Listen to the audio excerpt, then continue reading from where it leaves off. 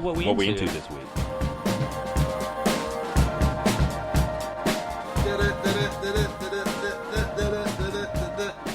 Hey, what's up, everybody? It's your boy Rob Karma Robinson coming to you live and direct from Sacktown, West Coast, baby! Sacramento! And I'm your host, Mr. Silver Lining. Mr. Silver Lining himself, as always, with me by my side, my man, my GJ, my dude, my brother from another. We have guests. You heard it. Yeah, we have a few guests this week. This is the biggest podcast we've ever done. Probably, we had Mary and Tim that one time, intern Tim. Oh, that's right. That's true. Well, he was on the couch. True. Shar, introduce yourself. Yep, I'm Shar. Hey. Long time listener, first time applicant. No, I've been on. This is going to be my second time on the show. Oh, that's right. See, look at me. That's me playing myself right there, Shar. Already at the top. Third time, because I think you guys, divided that episode into 2 episodes. So. No one wants to know how the sausage gets made. Sorry. No one knows how to do that. And who do you have with you there, Rob? I have a longtime friend of mine. Peter, why don't you go ahead and introduce yourself there, man? Hey everybody, I'm Peter Story. I know these fools from the University of Evansville. Well, I've not heard your voice, Peter, in like 15 years, and it sounds exactly as I remember it. It's probably more than that. I told Rob it's been a minute. Yeah, I think what you said. I don't think I've spoken to Larry Dial since you quoted that. It's 20 years ago. Yeah. Oh, yeah. God. Yeah. Jesus. Not that long. What was the year? That would make me 18. The year, though? No, 19. Well, okay. Because you said the year you graduated. What year was that? But he's true. I came back maybe a year or two later, but still we're talking about like at least 18 years. Yeah, so, it's been a while. Score, bro. So in case you didn't feel old before this podcast. A score, bro. The last memory I have of you was the play that you wrote, and I remember it was really good, and I was pissed off because it was so good. But then you were such a nice guy. I was like, I can't be mad at Peter for writing a good play. I was like, I was peanut butter and jealous. At Evansville that could have given you several reasons to not like me. But, not true. You were. No, I disagree. Don't let him give you in fully with the nice guy. This dude has been like top level good guy since the moment I met him. I don't even.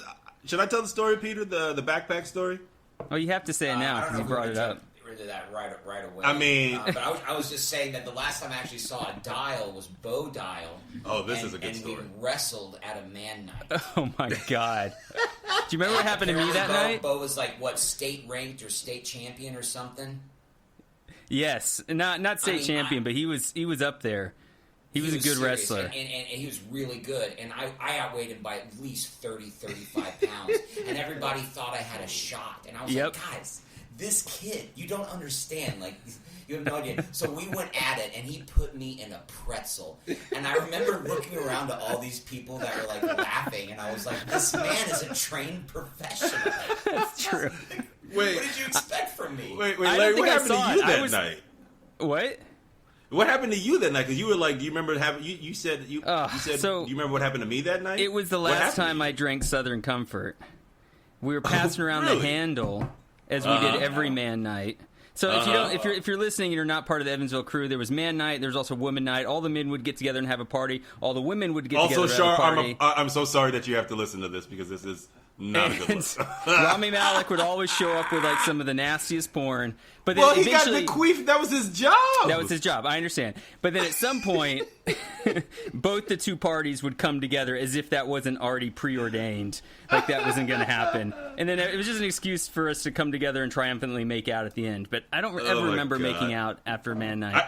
I don't either. I had a big win on man night. I don't think man night. Yeah, I never came out of man night feeling like it was successful. I was like, why did I do that? Why do I keep going to these? Is generally the sense that I kept feeling. to Man Night, but I was very young and went to University of Evansville and stayed with Larry and Bo, and I remember that night Bo wrestled with somebody. That was the night. So yeah, it pulled us all together.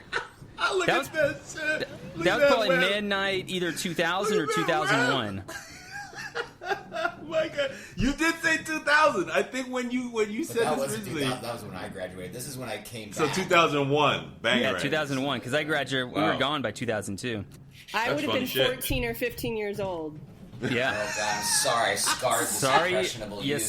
Then you saw me. Yeah, you saw me throwing up Southern Comfort all over my bed. Oh my God, who does, man? God, I can't drink that stuff. That's the one liquor I don't touch. I mean, it's good with lime juice. That's the only way I'll drink it. But otherwise, that's the one liquor I don't touch. I still can't touch it. All right, so we're back. We took a little hiatus because coronavirus happened. Because the world ended. Because of the Rona. Big I'm in New York with Shar. We're a couple blocks away, but we can't really see each other. Rob and Peter in Sacramento. We've altered the format just slightly. We're going to bring up... Rob's got 3 things that he's into.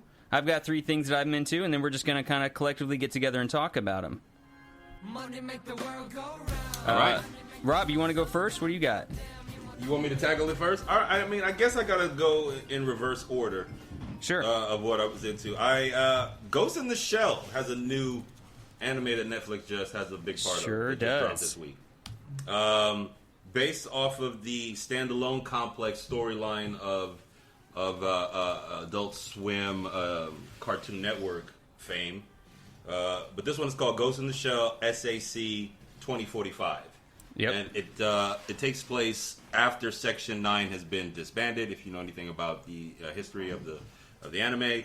And the Major and a few of the members of Section 9 are now mercenaries who work in America.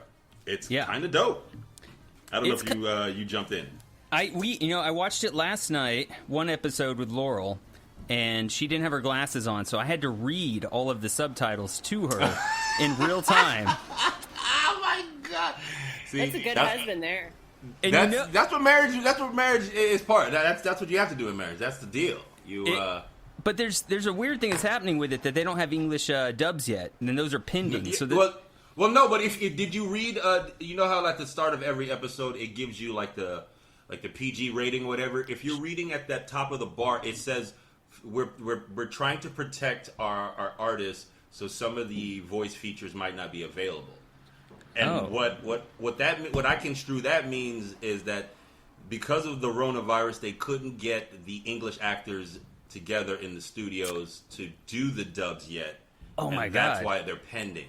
Yeah, but at the top of it, because it caught my eye. I was watching it, like I was noticing in the intro, like when it would pop up, I was like, that's longer than it normally is. That's weird. What does that say? And I reversed it and caught it. And they give you a reason why it's pending. Yeah, I mean, not like a thorough reason, but they tell you. You can construe some shit. So, like, I know that you're a big fan of Ghost in the Shell. I'm a big fan. We watched one episode, and for the most part, I was pretty into it. No, we watched 2 episodes. Because we scrolled into the second. How long are they?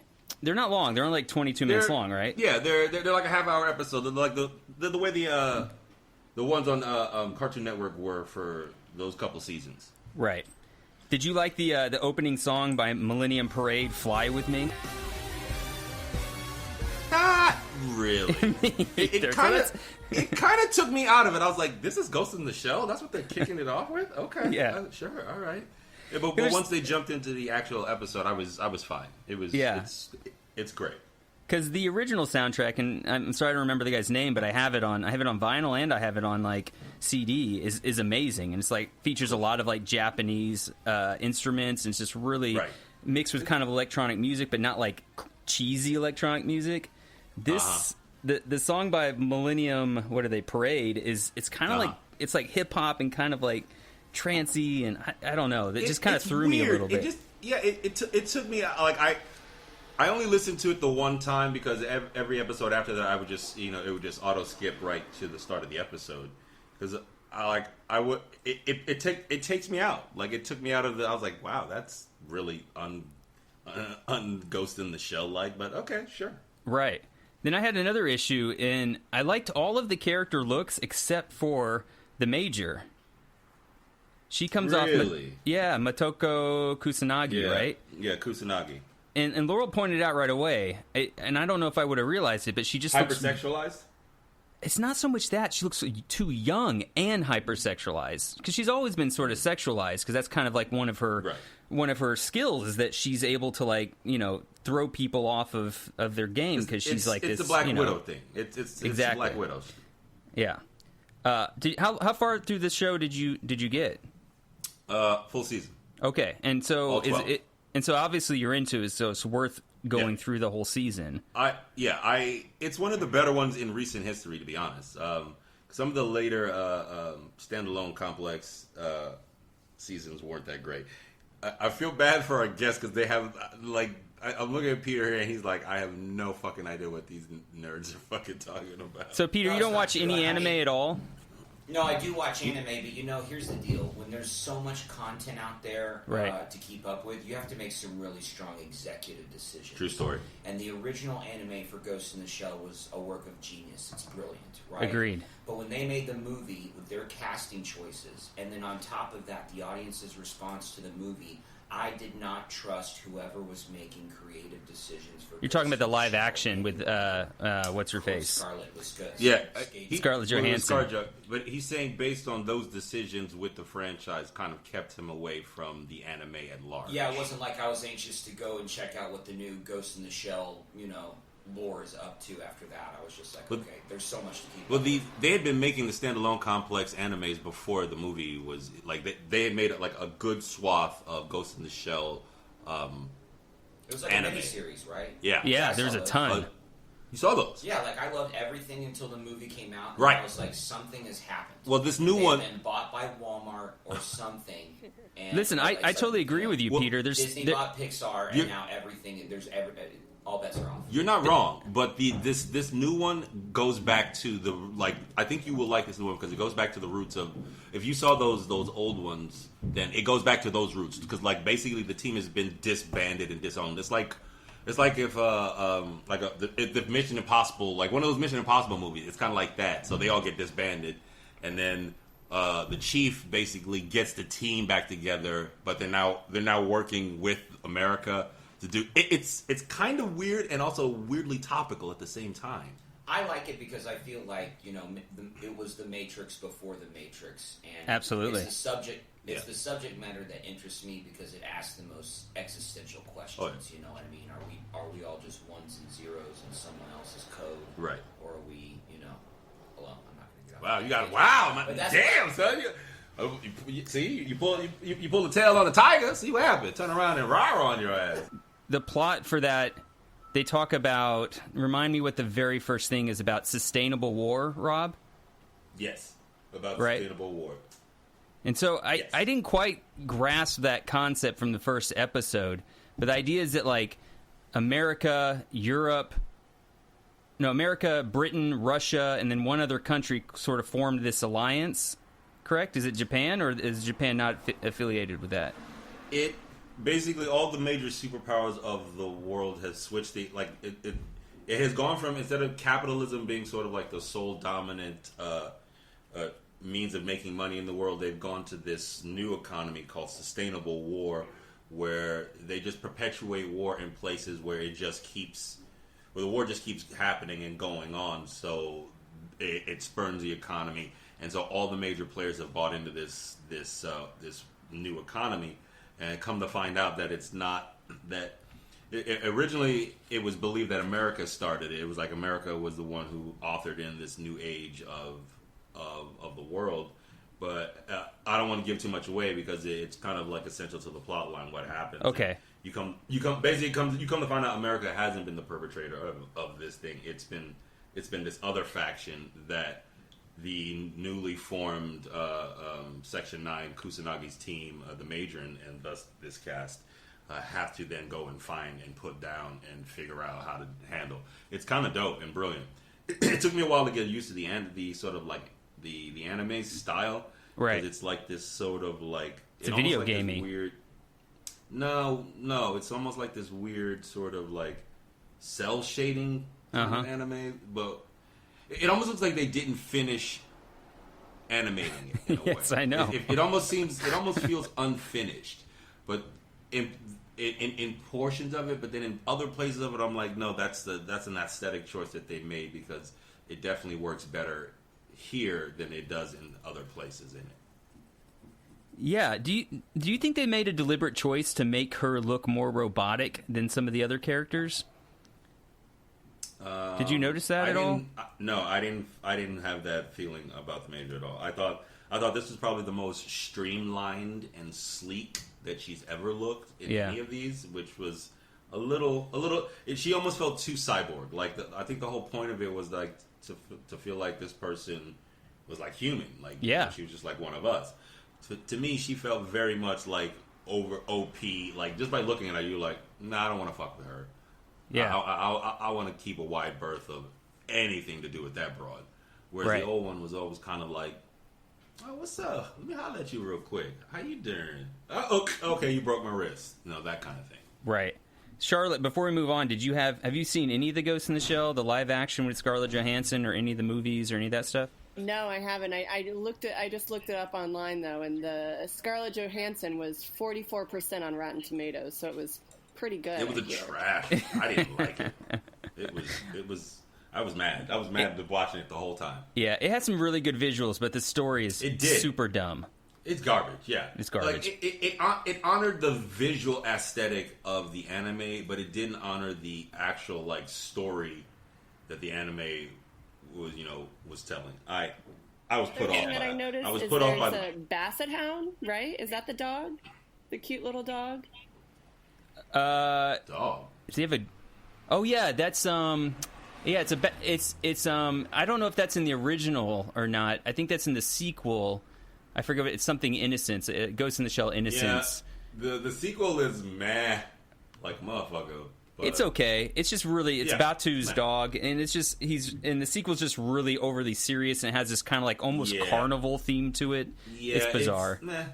Yeah, it's meh, but yeah, I mean it's part of the canon, so I fucks with it. Yeah. All right, well, so one of the things I was into this week is I came across this. It's on Epic Times, and it was about Shakespeare and how plagues sort of changed his work. And so one of the central questions that it was asking is like how artists have reacted to epidemics. And it was sort of looking at specifically how the writing of Shakespeare was influenced by the plagues that sort of swept through London in 1592 through 94, 1603, and to 06. There's actually 3 different plagues. And so a little bit of the background was that London had a population in 1603 of 200,000 people. And it was estimated that 30,000 people died from the plague, the bubonic plague, right? Mm-hmm. That's a 15% death rate. So that's like imagining the state of New York is about 18 million and 3 million people dead within a few months. And that was just 1 year for one plague outbreak. And so... And this is back before motherfuckers knew about antibiotics and... Right. Micro shit can kill you. This is back when people were still like shitting where they ate and things like that. So, yeah. Yeah, so it was caused by infected flea bites, right? And so that would invade kind of the lymph nodes and then produce painful swelling, and then they could cough, and then eventually that would lead to lung failure. There's a lot of stuff on the Black Death, the bubonic plague. I'm not going to get too much into that, but there were 3 periods. Please don't. 3 different plague periods that we could look at for Shakespeare's work. In 1594, he wrote Venus and Adonis, and that was published, right? And established him as the leading poet of his day, and it was this huge bestseller. 9 editions came out of it. And then later that year, he also wrote Love's Labor Lost. Love Labor's Lost. And then 1603 and 04, this is the second plague that hit London. He wrote All's Well That Ends Well, Othello, and the second half of Hamlet. Wow, so he's probably like at his most talented when he was during these plague times. Is that what the article is telling us? Well, it's not that. They had to shut down all the theaters. So he was quarantined, just like we are. Everybody was stuck in home. And so one of the things that led to his increased popularity, and another reason why we still have all of his plays, is that it was one of the first times that people started printing plays to sell. So people could go out and they could kind of like, or they would come to, I don't know how they sold them, but they would go and they would buy these plays, and people take the plays into their house, and that was one way that theaters could sustain themselves, right? Huh. And then the last play, in 1605 and 06, he wrote King Lear and Macbeth. So all of his best work sort of came out while he was quarantined from one plague or another.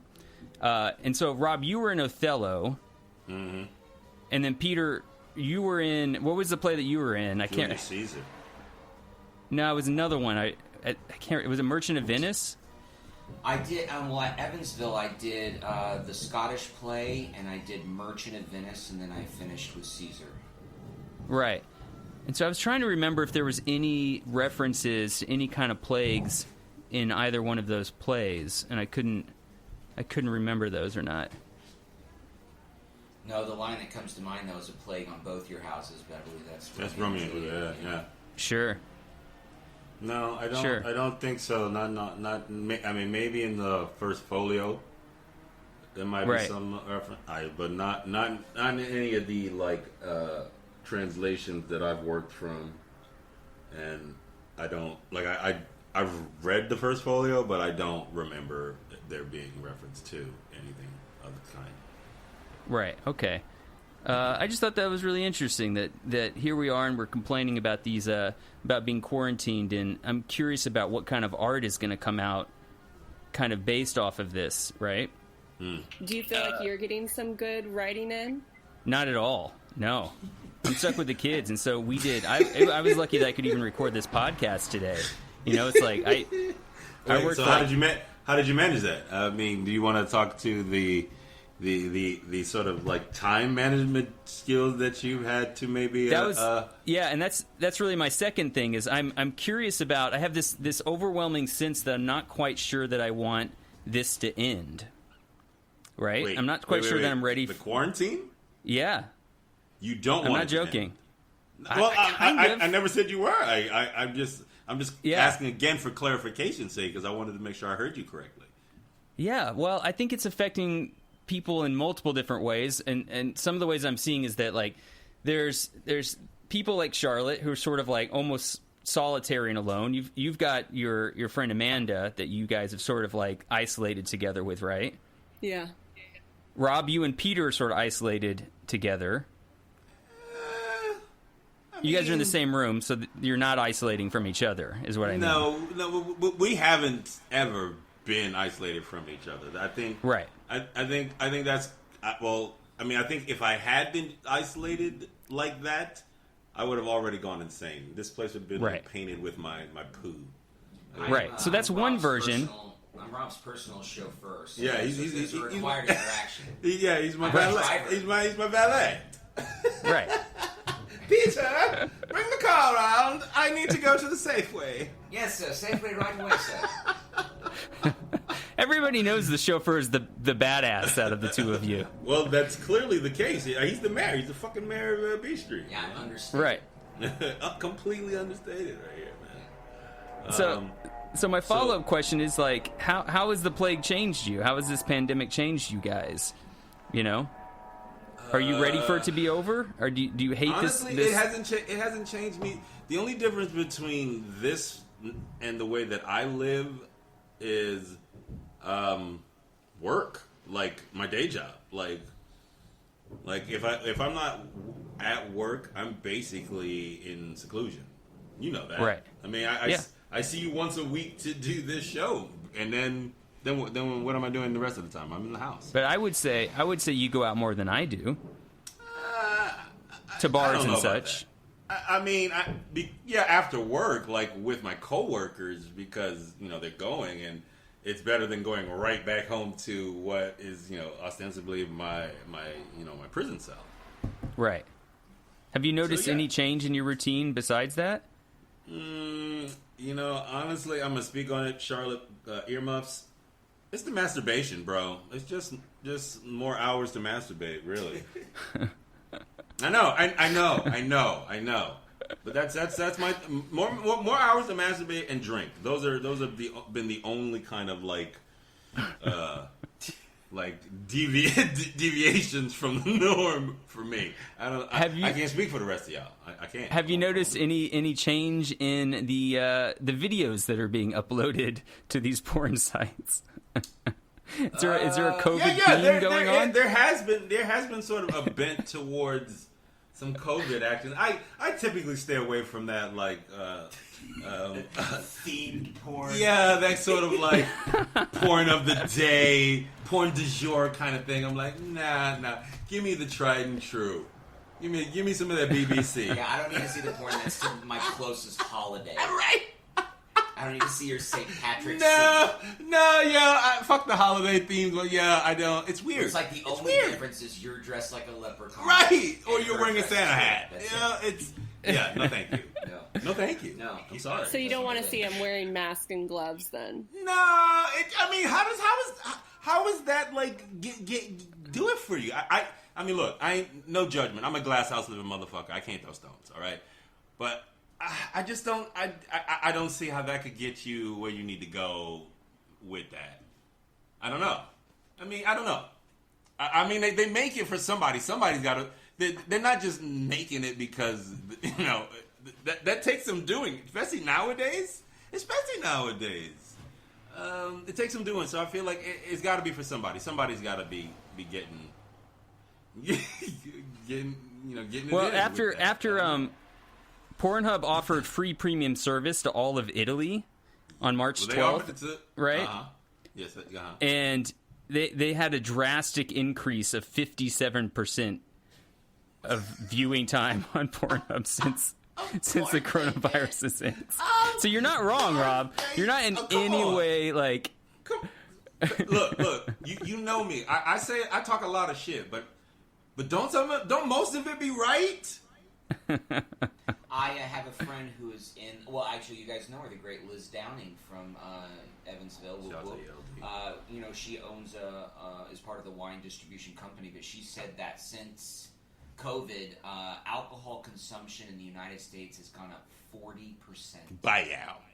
Fuck yeah, it has. Buyout. Because I know I'm drinking a lot more wine. Well, they said that was one of the biggest online wine retailers went from making $250,000 to over $1 million a day. Bro, I was just I was texting with my I guess technically my former boss from my day job, and he was telling me he was like checking in. He was like, how's it going? I was like, same old for me. He's like, how's it going with you? He's like, yo, the beer delivery guy is gonna know our birthdays by the time this shit is over. I was like, what the fuck? And this is my dude. This is my guy. And he's like, yeah. He's like, that's how it is. And like, I mean, beer and cannabis right now are the businesses. If you got bread to invest in, and I ain't that motherfucker. What's that Mad Money dude? What's his face? The bald motherfucker who yells and smashes shit. Who gives a shit? Whatever his name is. You know the fuck I'm talking about. I do. I ain't absolutely. that motherfucker, but I know that weed, alcohol, and pornography is the business to be in right the fuck now. You got 22, almost 30 million motherfuckers who ain't got nothing to do. All of a sudden, what the fuck you think gonna happen? Rob, do you feel like you have done anything or changed any habits in a productive way? Like, do you feel like you're like doing more hobbies? Are you working out more? Are you cooking more? I've been doing all those things prior to. I've been doing all those things prior to all of this because I can sense a little bit of the shade of like. I can sense a little bit of that shade, and I understand where you're coming from, but you gotta understand, I've been calling this shit for a little bit now. So like to sit back and kind of watch it play out. What have you been calling? I'm petty. What's that? What? What's that? What have you been calling? This state of affairs coming down the pike and being just so shitty. Are you saying that you predicted the epidemic, or no, not the epidemic, but this is the state of the world and how we're gonna just kind of like devolve into this primal nature that just eats each other. We're gonna self-implode. Well, I was just gonna say that brings me sort of to my second thing is what do you think is gonna happen with this? With the epidemic? Yeah, like what? Because right now we got Georgia just basically reopened. Ugh. Other states are looking at it. South Carolina, Indiana. I mean, I'm reluctant to talk about it right now because I'm trying not to be into that. I know this is called what we're into, but like I have been acting like we were in the car. I was in the car with Peter, and we were talking, and it was something that this conversation. I was like, you know what? I have been going a little too hard with that. I need to fall back because with all this time on my hands, and especially with like how it kind of fell out, I've been paying so much attention to the news, especially with things in New York and all of that stuff, that it started to make me go a little bit manic. So I would like you've seen the uptick in the things that I've been posting, and we were in the car, and Peter said something. He was like, "Yo," he was like, "Man, if you really want to be depressed, I don't know the wording, but you were like, if you really want to be depressed, take a look at your page right now." And I was like, you know what, man, you're right. I was like, you're right, bro. I've been feeling it in my core because I've just had all this time. So like for me, I really don't want to be into that. You know what I'm saying? Because it's, I can go down the rabbit hole and I will get on the soapbox and it's going to be dark and dismal. And it's not going to be very positive, fam. It's not going to be very positive.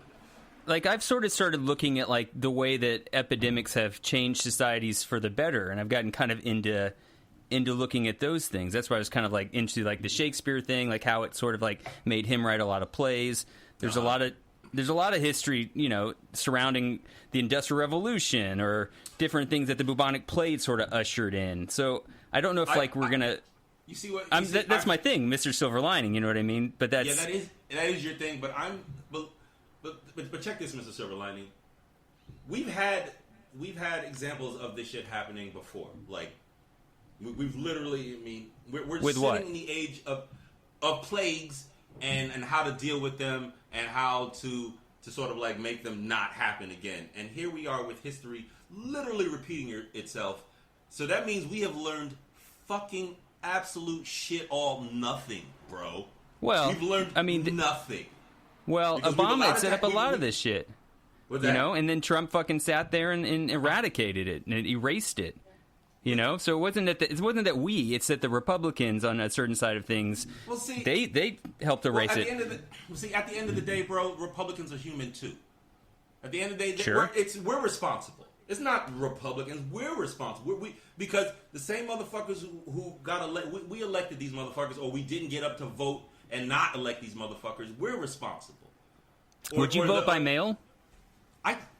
Would I vote by mail? Everybody would. Not you. Vote by mail, right, because that's what's right. But that's what's happening right now. What's fucked up? No, see, what's fucked up is the fact that like they a lot like you can teach from home, you can work from home, but you can't vote from home. Oregon, you can. You can vote from home in Oregon. Oh, so in one fucking state in the union of this gigantic, massive thing, the United States of fucking America, one state you can vote from home, but the other 49, that's impossible to happen. And you know what? And you know why? And you know why that is. That's right, but the Democrats are pushing for this right now. On Wednesday, Nancy Pelosi stated that a portion of the funds contained in the next COVID-19 relief bill, which came out today, which was just signed, she said that should be used to support mail-in and absentee voting efforts. Right? What? I understand that, but I mean, I don't know, man. Like, you don't think that's important? I think that's a hella important, but I feel like I feel like it's the same thing that I felt when I read this article today about how I think it was either the Navy or one of the armed forces just banned the Confederate flag in public for whatever armed branch of the armed service they just did this for. That was the title of this article, and I was like, great, you motherfuckers want a cookie for that shit? It's 2020, you know what I'm saying? Y'all now just banning the Confederate flag in public for y'all armed services and shit like that? What do you think about what happened in Wisconsin? You mean the Democrats winning it? Yeah. I think that's but amazing. more specifically, the Republicans are basically forcing people to go vote in person. Yeah, and then because fam, this is what I'm talking about. This is what I'm talking about when I was talking. I didn't want to get into this because this whole plague shit is just another example for look, while we are dealing with people dying, like, we got a president who ain't mourned nobody. There's almost 50,000 motherfuckers that are dead now. And he ain't come out one time and been like, we're sorry, we're going to do better. None of that. Cut to, look at the laws and shit that they're trying to do. This is the time that they tightening up now, bro. Because as soon as this shit is done, watch what kind of shit is going to be, like, taken away. Watch the kind of shit that they were like, oh, yeah, by the way, you can't do this now. Oh, yeah, by the way, because of this pandemic, we done screwed you out of this now. Well, this is why I'm saying it's important. It's important that we get this vote by mail to happen. Republicans don't want it to happen because they would be very happy continuing to disenfranchise voters. And watch them make it not happen. And watch them make it not happen. I mean, the more voice that you can put towards it, though, the more likely it will happen. The more people that are talking about it, the more likely that it will happen, right? Wisconsin was a dress rehearsal for what we're going to see in November. Okay. Look. 1.2 million people applied for absentee ballots. You know what, this is your superpower. The silver lining shit, that is your Sure. I live in like looking at how history plays out and looking at graphs and math and logic and step by and how this country has been built. But that's passive. What are you doing that's going to be an active thing? What can I do? That's a very passive stance. I'm an immigrant. I'm a card-carrying immigrant from another country who has come here and basically, according to these motherfuckers, lived off the dole. They would just as soon like get rid of me as look at me. But I'm educated here. I'm basically from here, but not according to them because I've never been naturalized. But see, but this is why I was like, I'm not really into talking about this. This shit just makes me aggravated and kind of hot. It's not that I'm so into talking about this serious stuff. It's a very interesting time right now for politics. Republicans do not want mail-in ballots at all because they know if they get them, they're screwed. They already got the game, right? They already got it locked the fuck up, right? And they already rigged the game. We know the game is rigged. Yes. And we literally watched them walk lock and step, despite what they say with their mouths. We watched them walk lock and step with this man, the 45, and what he has done to every department and every portion of this country. And we're supposed to think that we stand a chance to change that by what? We already have motherfuckers not coming out to vote. And they've already made it so difficult to do it in person. Like, I want to be hopeful, but you already know how I feel about hope. We have several episodes on this podcast where I talk about hope, specifically not fucking with it. Right, so like but I say, fam, that it. is, so that's what I'm saying. That is your superpower, and I can understand. I can understand that. But so, Larry, I have a question for you. What's up, Char? Not to interrupt you, Rob, but no, please, please you said that Char, you please. wanted to be able to, stay in this. Why? What do you mean? Oh, stay in the coronavirus? You stay in the quarantine. You said that, yeah. Well, yeah, I mean, a couple of reasons. One of them has to do with this mail-in ballot. If we get out of it right now and this thing gets solved, guess what? All the voting is going to go back to the polls. We're going to have to deal with gerrymandering. We're going to have to deal with all of these different ways that the Republicans have essentially, screwed us over, right? Yeah. So right now, 16 states have postponed their primary elections due to the pandemic. Wisconsin just had theirs. Democratic won it. Kentucky basically said, no, we're going to do mail-in ballots, right? You're talking about Mitch McConnell's state, the self-proclaimed Grim Reaper. Right. What they're trying to do right now is they know that if mail-in ballots happen, that they're going to lose across the board, pretty much everything. So they're going to try to fight that, right? They're going to do whatever they can to get people to the polls, and that's it. Give them no other way to vote, right? So that's one aspect of it, because I know that this is going to carry over into November. And that's if they're either going to suspend the entire vote, and Trump's going to take on an extended presidency, which is crazy to think about, right? Or they're going to have to allow mail-in ballots, or they're going to try to trick the American public into thinking that this is all contained and allow people to go back out so that they can justify having polls. And they can also justify selling oil and those things. Oil prices right now are at zero. They're giving away oil for free. There's a lot of money in oil and these carbon, resources that's money's funding into these Republicans' hands, and a lot of senators' hands, not just Republicans. But mostly, if I'm interested in if I'm thinking about what the coronavirus is doing, it hasn't really altered my life that much. It's put me at home. I get to homeschool my kids, which is definitely a good thing for them. You know, in the sense of like, or at least a good thing for my eldest daughter, Penelope, who really needs a lot of hand-on attention with her schoolwork. They're missing out of the social component. So in that way, I guess, like if somebody said, should this end tomorrow? I'd say yes, end it tomorrow. I get it, you know, so that everybody can go out and be social. But there's a part of me that enjoys the idea that we're all in the exact same sort of mental space. It's not true, but we've been leveled in a certain way. And so when I go out and I go exercise and I see people outside, even the people that are rich, everybody's there and they're all in the same exact place, right? There's a little bit of enjoyment in feeling that for me, because I don't normally feel that way.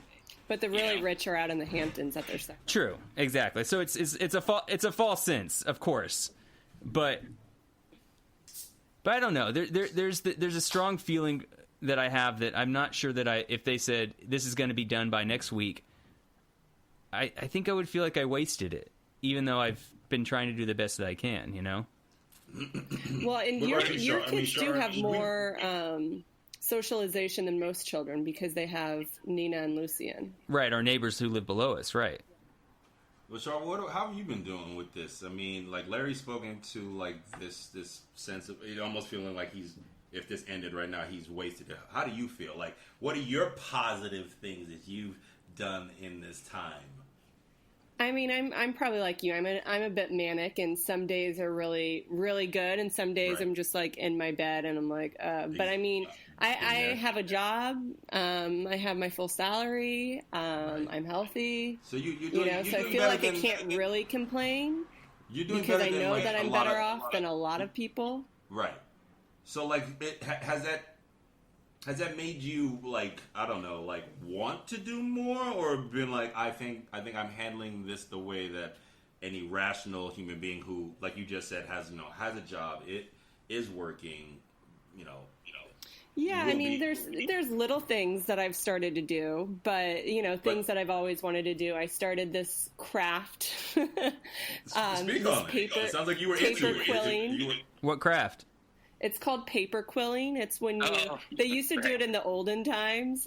Wait. Can you explain? When you said they did it in the olden times? Yeah, like what's the olden during times, Shakespeare's age. Yeah, like the queens and her, like, Because the olden times could be the 70s, Char.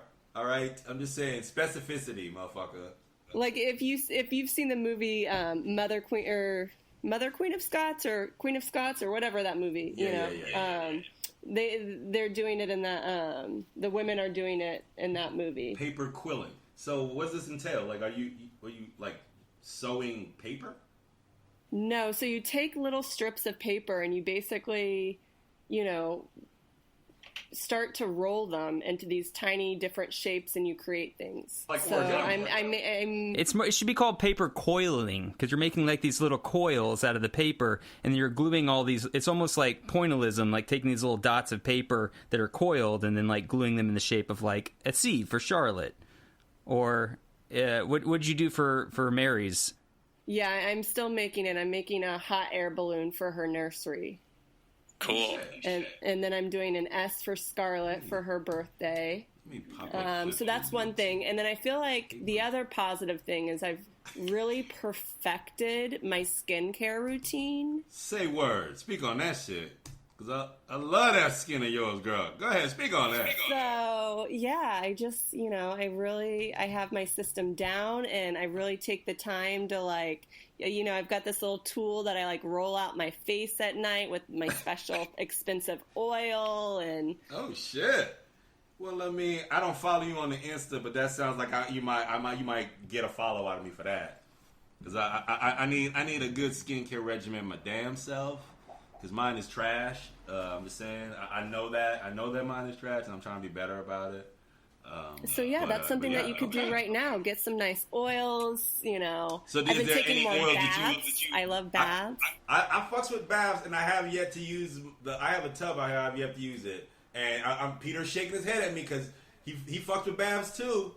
You got two bathmans in the bathroom. What? Baths are gross. No, all you need are some... Kill yourself with kindness. You need some nice Kill Epsom yourself. salts. You know, have like a lavender and then Peter a shaking his head. eucalyptus. Yes, he said in lavender. This motherfucker was literally just speaking to me about this the other day. Literally just speaking to me about this. Firm believer. Gross. And then, I gotta say he was gross. telling me some shit about like these marijuana bath bombs. Okay, He that said sounds these- all right. Okay, It's still gross. so now you on board now. Now you on board? Barely. I got I'm half in the water, man. Yeah, well, then get all in the water then, bitch, and then you be in the tub. No. How about that? How about that shit? Yuck. And I know, and it also if your bath isn't clean, then it's like, ugh. Then they clean the damn bathtub. That's Yeah, easy. but I share it with That's the easiest fix. three. I share it with 3 girls. They're not cleaning up their hair and their.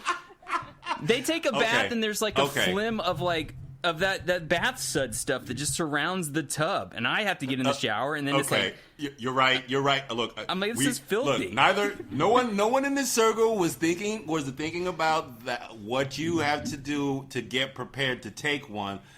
So for that, I'll apologize, but I'm not gonna apologize for being in enjoyment of bath. I'm 6 goddamn almost 4 feet tall. You think how hard is it for me to enjoy a bath? You understand how hard it is? you don't even fit in a bath. I don't want to hear That's it. my point, motherfucker. So if I enjoy You go to them, the you gotta know that bathroom they're on point. a lot, right? And you sit in there and you read your magazines and stuff. That's what a bath is to me. I go in there and I read and I light a candle. No, you do that on a toilet instead of a candle. You light a match. Well, Shar, There you you gotta go. have to time out with the your descriptions toilet is right my now. I'm bath. just saying that's you have to Just time out with saying the that descriptions. It's a little All right? bit more comfortable and Look, less smelly. all I'm saying is some of us been in quarantine mostly by themselves. All right, Peter may be my valet, but he ain't here all the time. You know what I'm saying? Mine is, I'm getting old, my body is falling apart, I get into a bath with Epsom salts, I get out, I feel better. End of story. Amen. There's no comparison. I've done the research. Amen. The results are in. You take a bath with Epsom salts, your body's going to feel better. Larry, your back, it will help your back. You should try Yeah. it. I eradicated that. I stretched and got rid of it, man. Oh, really? So But like that's probably why the bath helps, is because it's warming you up and everything's becoming loose. Hang on. It's like stretching for lazy people. Hang on. Let me get this right. You mean to tell me, in all the time you were dealing with that problem that you were having, you ain't at one point ever do an Epsom salt soak? No, it's snake oil, man. Not one time? Nope. Holy Doesn't work. Wow. Wow. Yo, That Shar? would have worked. Shar? Larry. I know when I have a hard workout or I'm really sore from a yoga class, I take Shar, a Shar? nice hot bath and it feels so good. It just relaxes the muscles Shar, that Shar? are all tense. I'm going to need you to go get your boy. Because he done been here too long, and I don't think anybody right here fucking with him like that. Now, if you want to talk What? about bidets What? again, Look, no, don't it try would to make slide my a pan day me. if I had No. a bidet every day. All right? Don't try to. We're not going from baths to ass play. That's the wrong Yeah, direction. for yeah, this episode. yeah. All right. You going the wrong way. Everything was family-friendly right up until- So we're running out of time here. But Rob, what else were you into this week, bud? I was into #BlackAF. Oh yeah, I've seen that. It looks good. But she's not. It is She's. fucking phenomenal. But she's not black enough. How do you know that? I'm kidding. That's what I've heard. I haven't seen it, but that is the general consensus for any argument against that show. But apparently, the preview for it looks funny as hell. It's more than funny as hell. It's poignant as hell. And each episode, it starts real funny. It's real hilarious. But there is in every single one of these episodes, there's a kernel of realness that slaps you in the fucking face and makes you kind of like readjust your laugh track a little bit. You're like, oh, okay, yeah, all right. No, that's the real shit. And I don't know this guy's work really. Yeah, I was I gonna don't say, watch had it. you seen Blackish at all? No, but I have a really good friend of mine who regularly appears on it. Shout out to that girl Liz Jenkins. She appears on it pretty. She's I think a series regular at this point now, maybe. But no, I'm not up on the show really because I don't have television like that. Right. That's on ABC, like regular TV, and I typically don't fuck with anything regular, like unless it's like on the zeitgeist of like what we're into, that nerd shit. I kind of leave it for the peripheries. But this is actually on fucking point. I think it's mad autobiographical too because it's basically the guy who wrote all those shows, Blackish and whatever. He's the lead in it. Right. It's not getting good reviews. Well, you know what? I'm not surprised it's not getting good reviews. I'm just curious. Yeah. Go ahead. You're just curious why.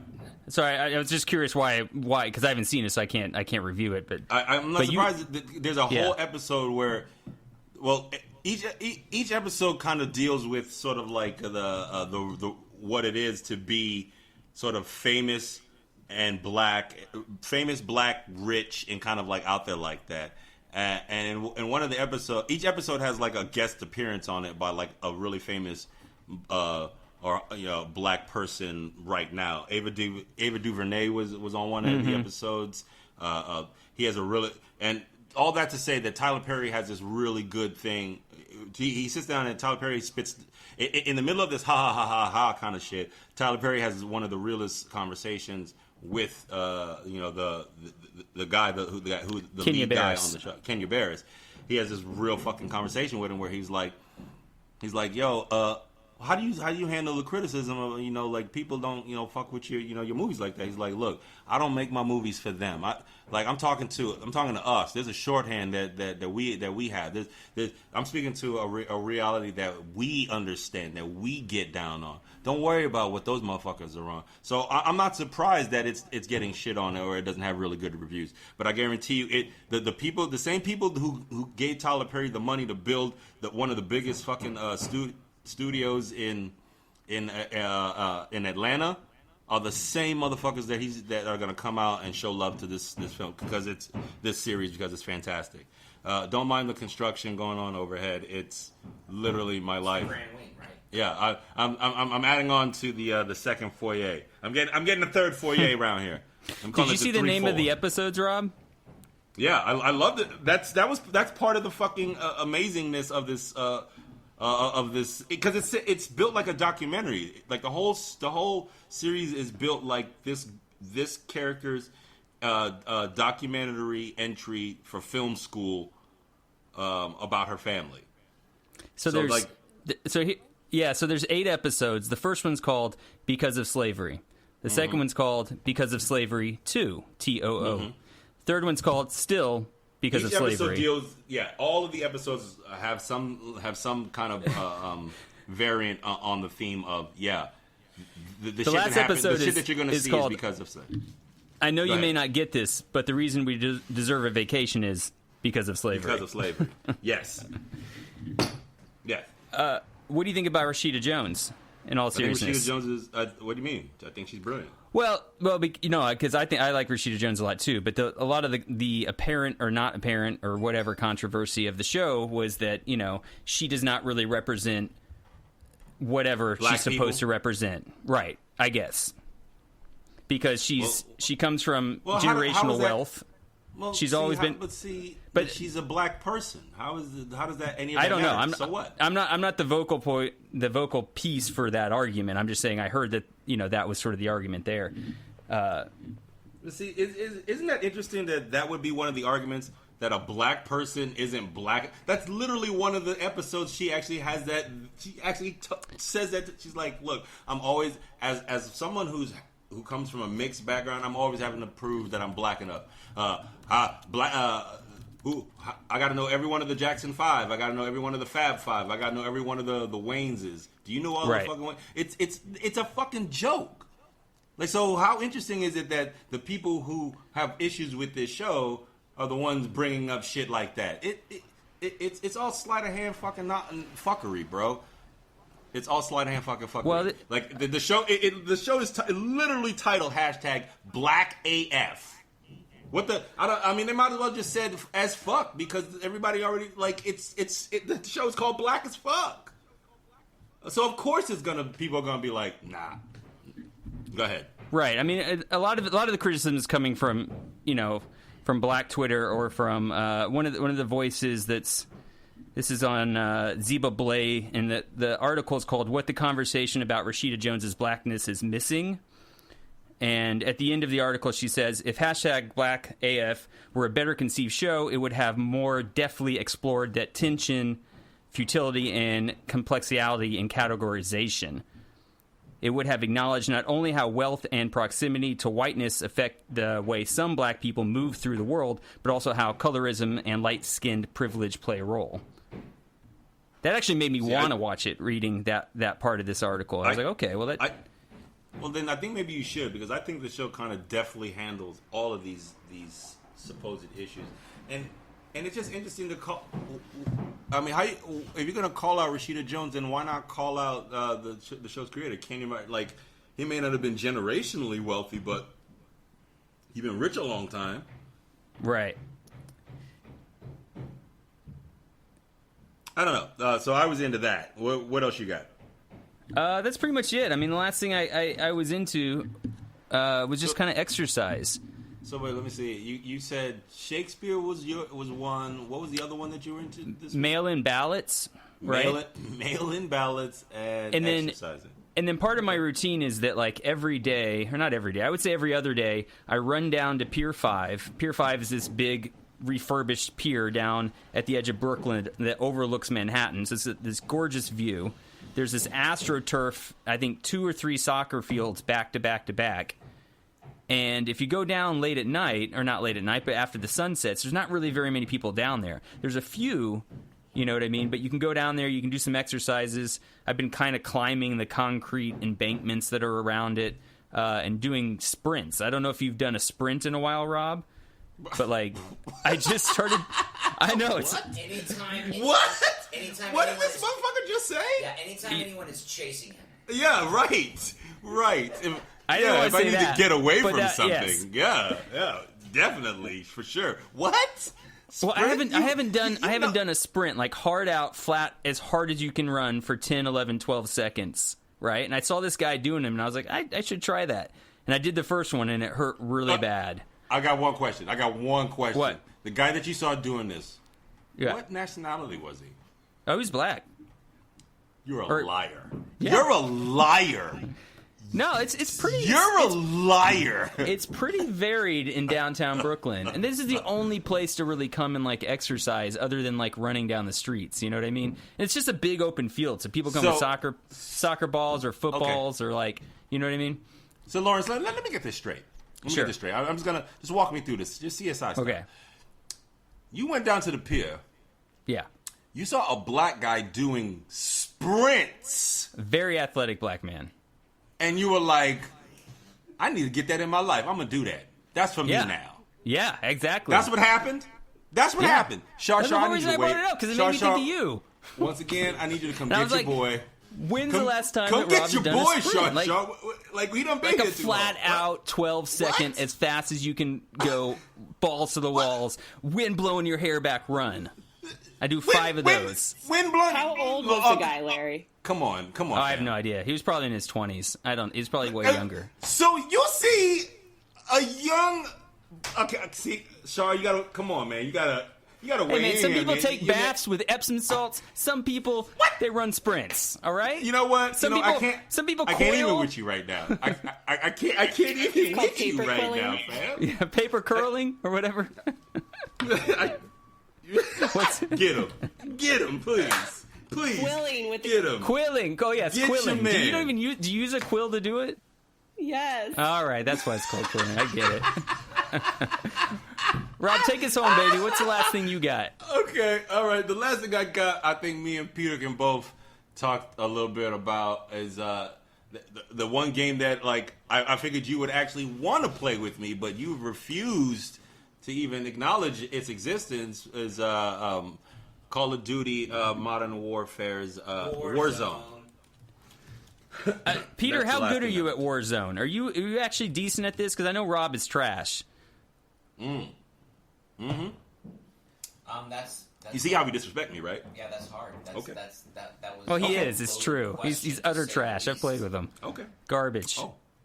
Wow. Wow, is Wow. that why you're not signing on? Because No, see, I don't even. It's fine. I just blew it off to laziness. No, it's fine. Like I said to Larry, I don't care about the multiplayer. The multiplayer. I know to me you don't. This is why it's so crazy to me that you're into it. You know.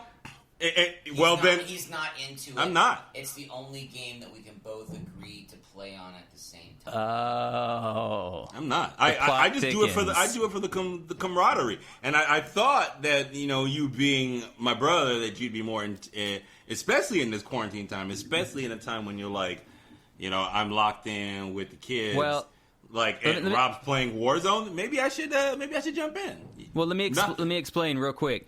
I don't have time. There's no way for me to do it because if I were to play during the day, I would have to every 45 seconds stop and help somebody with some homework or to do something around the house that needs attention in that very specific moment, right?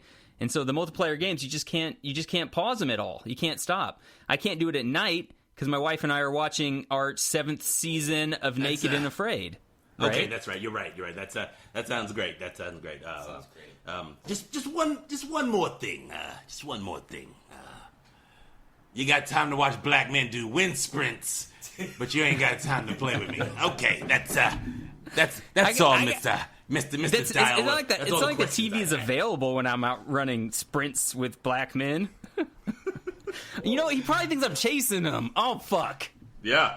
You see how it's weird now? You see how your description of you were like wind blowing in my hair. I was like, what hair? What you talking about wind blowing? Your hair ain't long like that now. That's when it is now after coronavirus been isolated for a month. Having a haircut, motherfucker.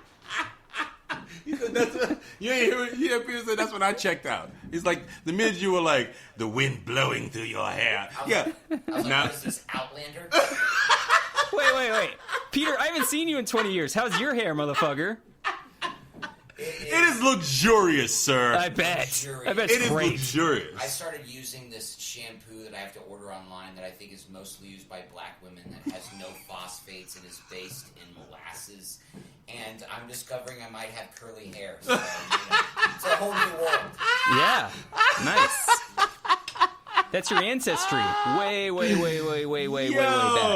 That's the Fertile Crescent. Fertile Crescent That's right there. That's the Euphrates. Euphrates? That's in Africa. Is that the brand name? Is that what you're talking about? Fertile Crescent? Is that Iraq? I gotta write this down so I'll get some. Is that Iran, Iraq? Yes. Iran, Iraq, right? Well, anything else? Off the Fertile Crescent. I'm surprised you didn't talk more about Naked and Afraid, Larry. I meant to, but then I put something else on. I will say, okay, I'll talk very, very briefly about Naked and Afraid. And Charlotte, you can talk about it too. You were into plague shit, mail-in. You sound like you were... blurred out non-nudity in a non-sexual connotation. Yeah, I think Rob could use a little of that. Wait. Yo, don't look, it's the end of the goddamn world. Don't put your censorship on what I'm doing, pimpin'.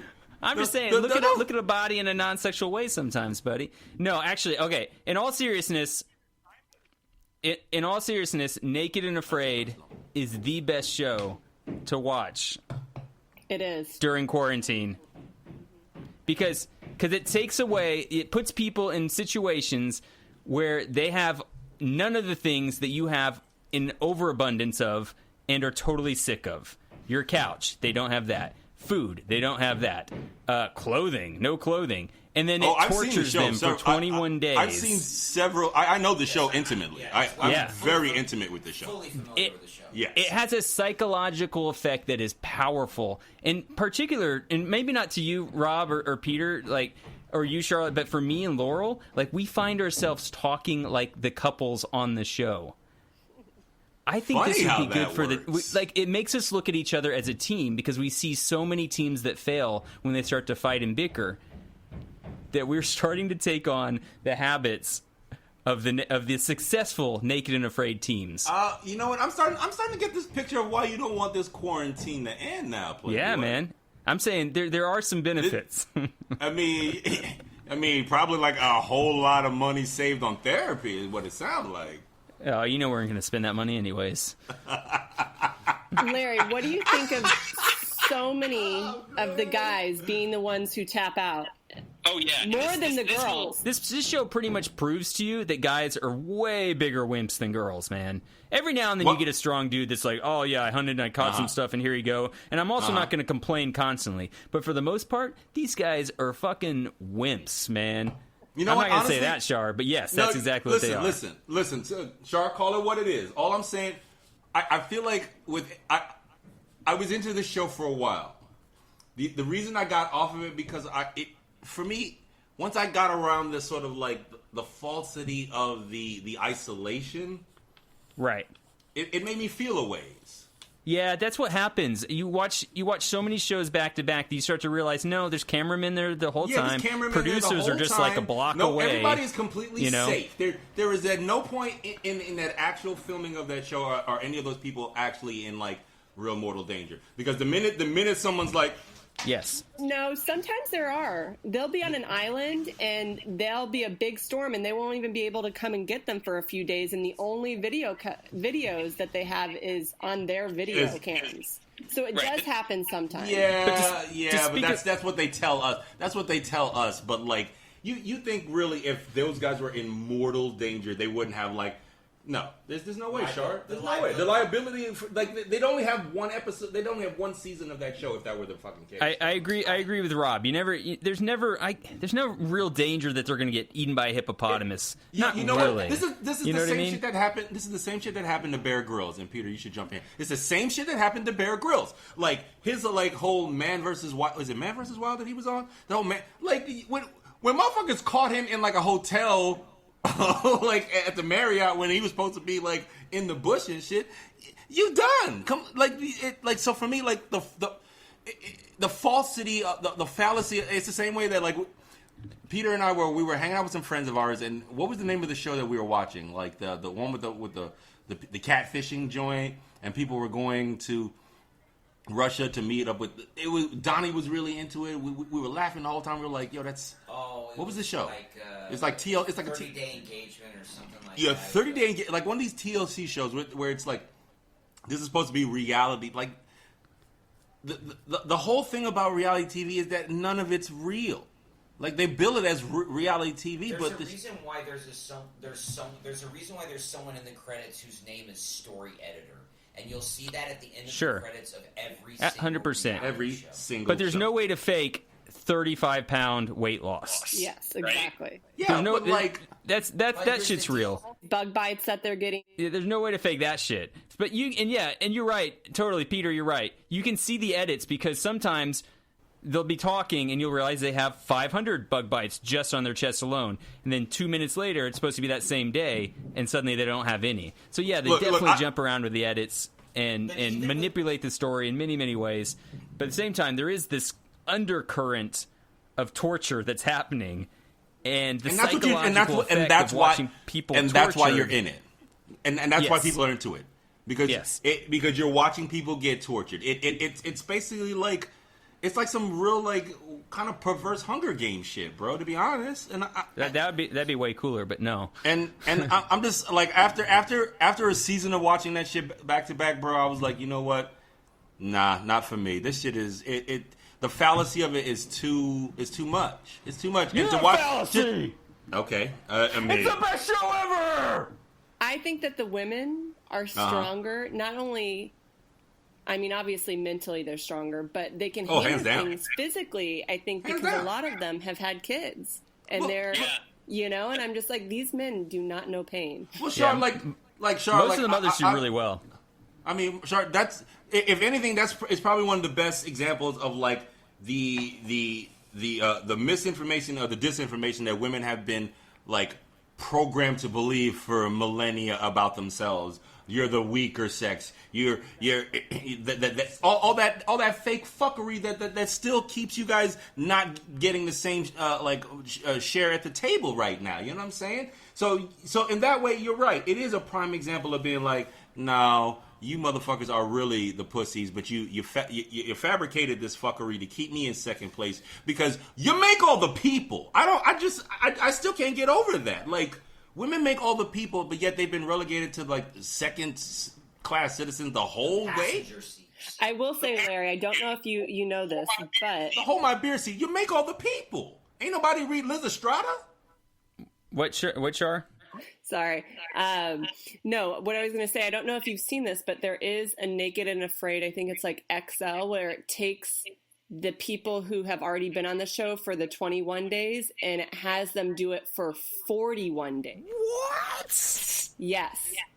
How is that better? So I'm just saying, if you feel like 21, they could probably make it 40 days. You can change up the format a little bit because I'm getting sick of the 21 days.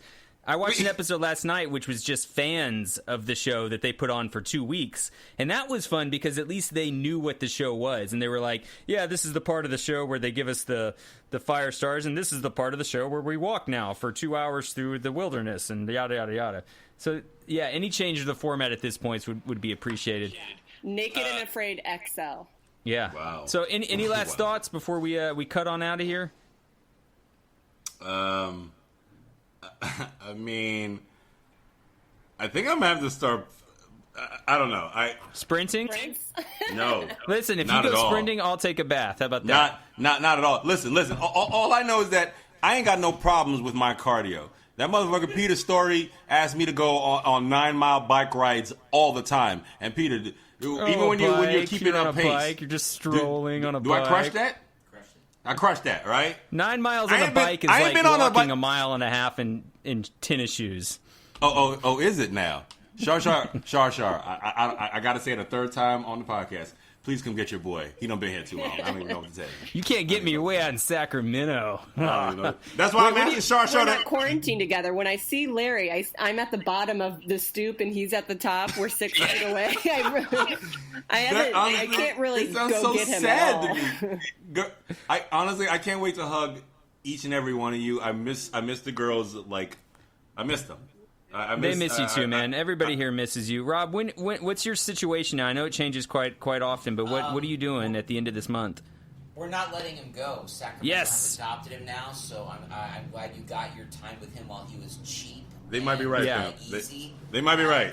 His stock value increased, excrementally. See? When he showed Excrementally, good, nice. Yes, you're not gonna have old Rob Robinson to shit on anymore. So no, you're not getting him back. We can talk about that. That's going to be a very long and legal negotiation process. I'm sorry, homie. You can only kick me around so long. Like you've been trying to put me like you've been like, yo, I should really put you on the family thread. That was 3 years ago. I'm still not on that thread. All I gotta do is just meet you. It's just done. Yeah, I looked at Rob and I said, nobody puts baby in the corner. Nobody puts baby in the goddamn corner. Does anybody have any plans for the next week? Any idea what may happen in the next couple of days of your lives? I hope to have a fantastic Taco Tuesday. We have a bar here that has a special right now. Yeah. It's 4 beers, 4 shots, and 4 tacos for $25. So wait, Peter, what do? You pick that up and bring it home? You don't eat it there, right? No, you can't. It's all to-go specials. Right, okay. Yeah, that's pretty awesome. 4 beers, 4 shots, and 4 tacos? Yep. And what was the price? $25. Oh, that's so good. Yeah. So I see you when I see you guys? Yeah, we'll let you know how it goes. Not if I see you first, Wait, sure. Was that a huh? I heard that. Huh. Yeah. Oh. I'm sorry. All right, well, I'll contact you guys next week, see if you guys want to do it again. I know you got nothing else going on, so mine's fucking... Wow. Also... Shady? Really? Shade? Now? Hey, Rob. Venetian Lawrence? Really? I would have taken the blinds? Yes. Your level of shade. That was very Venetian of you. I mean, if you're gonna hit me with the shade, man, go ahead full umbrella, bro. Go ahead. No, listen. Hey, I started beach. making music. I started making these beats, really? and I'm gonna put them at the beginning of this episode and at the end for you guys to listen to. Okay, Kanye. Woo! But no, okay, you're the one who was like, you should make some beats, Larry. No, look, I'm not. Look, that's not an admonishment. I'm saying go ahead. No sarcasm okay. here. I couldn't saying, tell. go ahead. When I can't see your beautiful face, man, I don't know what tone you're taking. It's hard Look, for me to know. You see, this is why I don't fuck with this is. And it's time for a vlog. You need to get podcasts. Exactly. It's both. I know it's both. I think maybe that's just maybe we just need to step our podcast game up and go from podcast to vlogcast. Is that a word? Is vlogcast a word? Sure. Look that shit up. I know you're not an do intern, but look that shit up. As soon as this whole coronavirus thing is done 2 years from now. I'm your host, Lawrence Dial. And Mr. I'm your Silver boy, Lining. Rob Karma Robinson. And I'm Peter, Shar why don't you go Shar. ahead and give us an outro for yourself, man? I'm Peter Story, and I'll toss it over to Shar. Oh, yep, Shar already tried to. Never mind. I'll fix it in post. You're listening to You What never- We Into. If you want to send a comment and tell us that we suck, or that we're brilliant, or that Shar sounds mysterious, send it to whatweinto@gmail.com. We're on Facebook, What We Into. We're on Instagram at What We Into Podcast. We're on Twitter, dial_Lawrence. You can hit us up on Patreon at patreon.com/whatweinto. Throw us $1 if you want to support the show. And yeah, that's about it. Later, haters. Later, Oh my haters. God, Shark, do not co-sign that shit. I swear to God. Love you.